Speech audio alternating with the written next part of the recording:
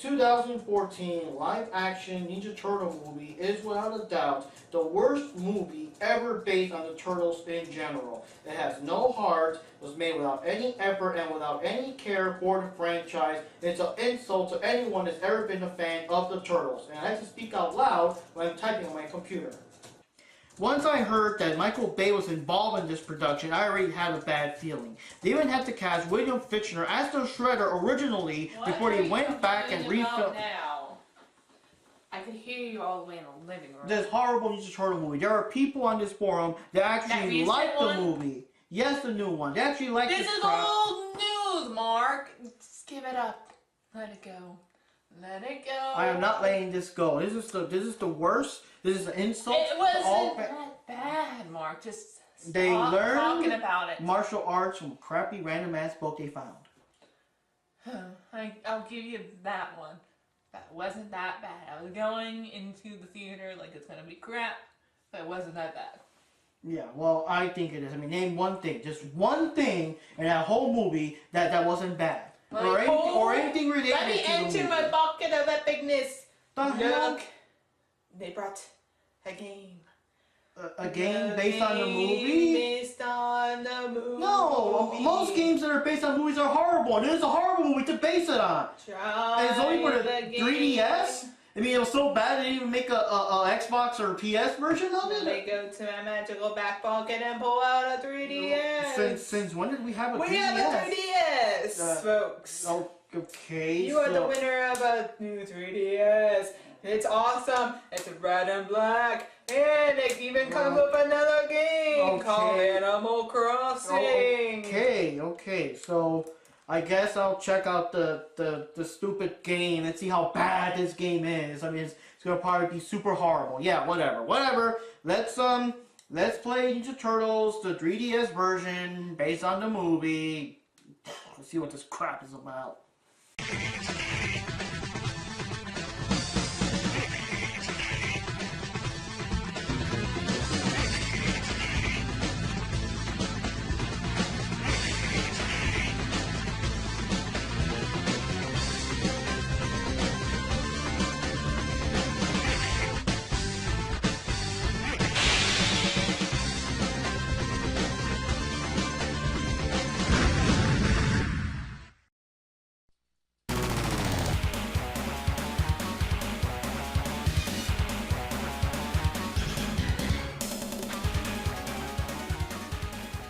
Hey guys, this is Mark Rodriguez. You're watching another epic episode of Video Game Masters. Today we're going to talk about the 3DS version of Teenage Mutant Ninja Turtles based on the 2014 live-action movie with Megan Fox. And yeah, this is our first review on the handheld system. You know, it's going to be kind of different with, you know, how small screens are. If this review does come out good and you guys like the footage and everything, maybe in the future we'll review other 3DS or DS or even Game Boy Advance games. And, you know, we'll check that out. And as for this game, well, apparently patience is not that bad, but yeah, let's have a look. Uh-oh.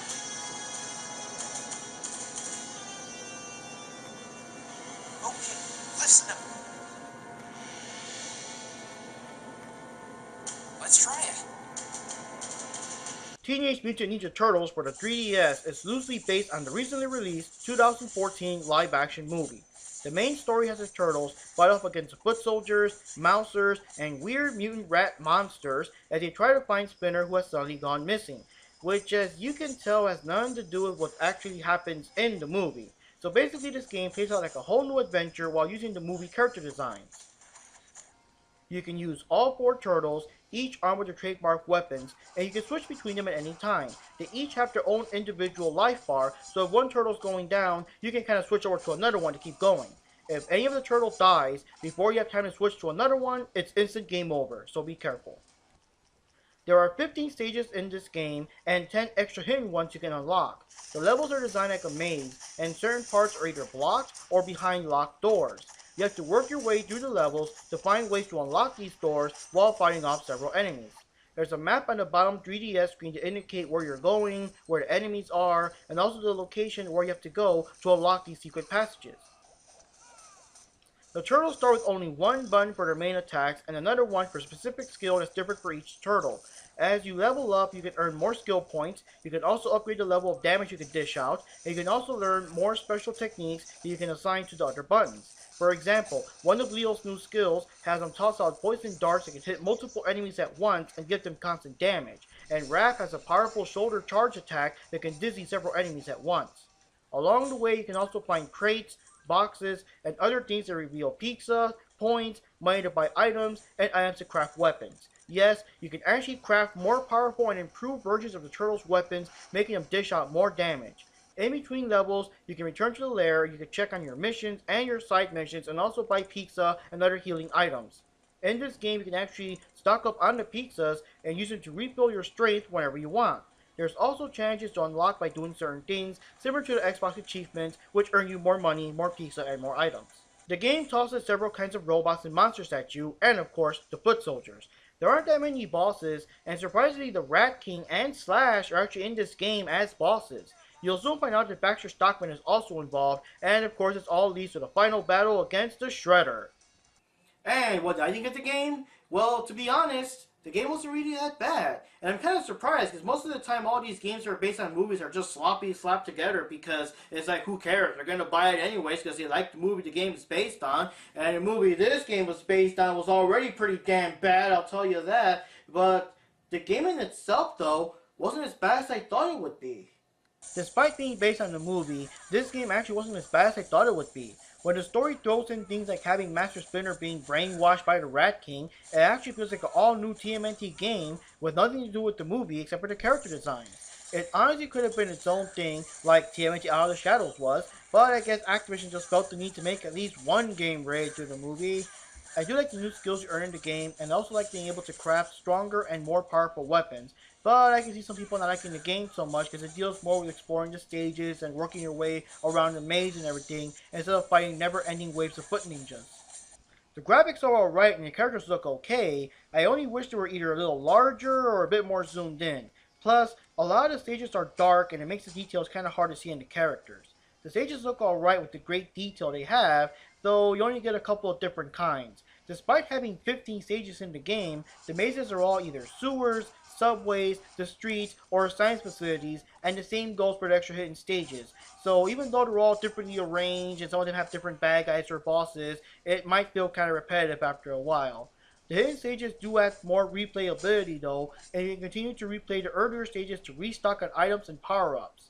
The music is the typical forgettable music you get in these modern TMNT games nowadays.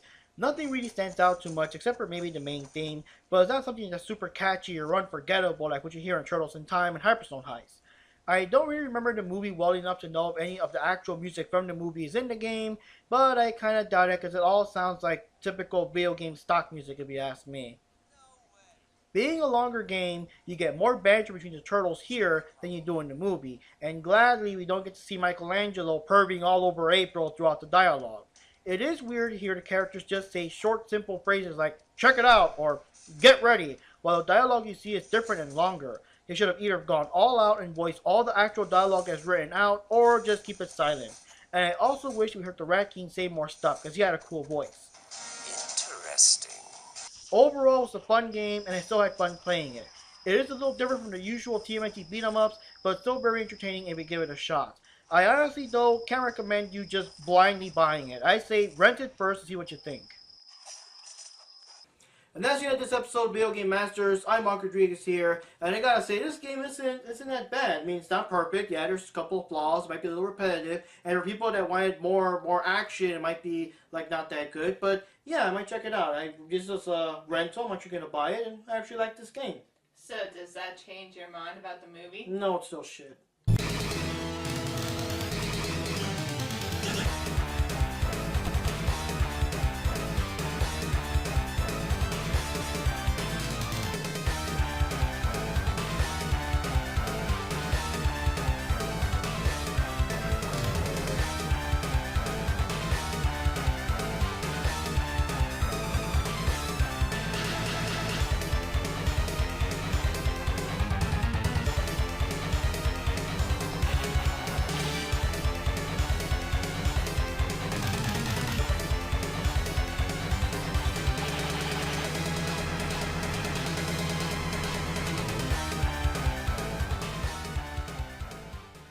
worst Ninja Turtle movie ever. Yes, even worse than part 3.